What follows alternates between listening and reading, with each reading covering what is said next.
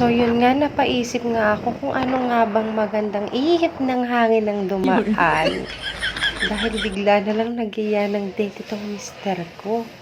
Pero syempre, sasamantalahin natin yan. Sabi ko nga, sasamyap kami at gusto rin naman niya. Kaso naman, dahil gabi na, sarado na, mapunta kami sa Tokyo. Ang hirap manamantala, nakarma agad, diba? So, yun nga, after nga namin kumain, syempre, hindi natin makakalimutan ng paborito ng kids. Syempre, kailangan natin ng pasalubong sa mga bagets. Abay, nagliwalo kami ng ilang oras, tapos hindi natin sila papasalubungan. Yes! Diba? Sarap mag-stroll pagkasamang mahal mo sa buhay. At ang lamig bumiyahe paggabi.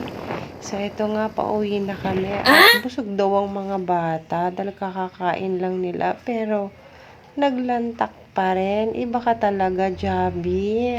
Ang galing mo. Talagang paboritong-paborito ka na. So, bye!